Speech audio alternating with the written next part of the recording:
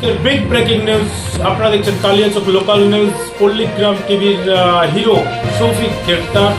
মেয়েলিকা ব্যাপারে যারাই জড়িত থাকবে তাদেরকে উচিত শাস্তি যাতে হয়, এটাই আমি প্রশাসনের কাছে রিকোয়েস্ট করব। অবশ্যই তার সঠিক প্রমাণ তথ্য সংগ্রহ করে তার যাতে উচিত শাস্তি হয়। আর অবশ্যই মহিলাদেরকে সেলফ ডিফেন্স শেখান, মহিলাদেরকে ব্যাড টাচ গুড টাচ অবশ্যই আপনারা শেখান।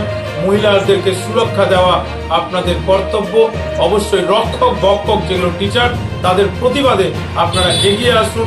সে যেই হোক না কেন, বিশ্বাস করে যখন মহিলারা যায় আর রক্ষক যে ভক্ষক হয়ে যায়, তাদেরকে উপযুক্ত যাতে শাস্তি হয়। আমার লাইফটা কি হবে?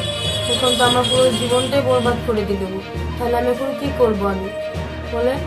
কারণ আমার তো একটা লাইফ আছে, তাই না? আমি একটু বাঁচতে চাই। কারণ ওর জন্য যদি আমি মরে যাই তাহলে আমার ফ্যামিলি তো আমার জন্য শেষ হয়ে যাবে, তাই না? একটু বিশ্বাস চাই।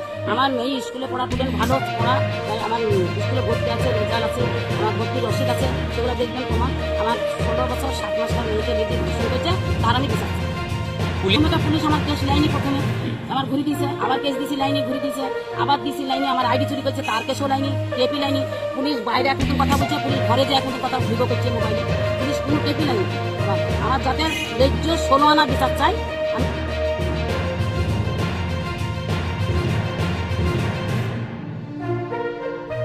17 ইয়ার্স। ওর বিরুদ্ধে একটা অ্যালিগেশন ছিল যে একটি মেয়ে একটা এলিগেশন দেয় যে তার সাথে শারীরিকভাবে সম্পর্ক করে এবং সম্পর্ক করে তাকে মিসইউজ করা হয় এবং তার পরিবারকে ভয় দেখানো হচ্ছে। তো সেই মেয়েটির বাড়ির লোকের কমপ্লেনের উপর বেস করে একটি কেস, স্পেসিফিক কেস রিজু করা হয়েছে রেজিনগর থানায়, এবং যেটা পক্সো অ্যাক্টে রিজু হয়েছে এবং চাইল্ড ম্যারেজ প্রোহিবিশন অ্যাক্টের মধ্যে দেওয়া আছে। তাতে আমরা দুজনকে অ্যারেস্ট করেছি। যে ইউটিউবারের কথা আপনারা বলছেন, সে ছেলেটির বয়স 17 বছর।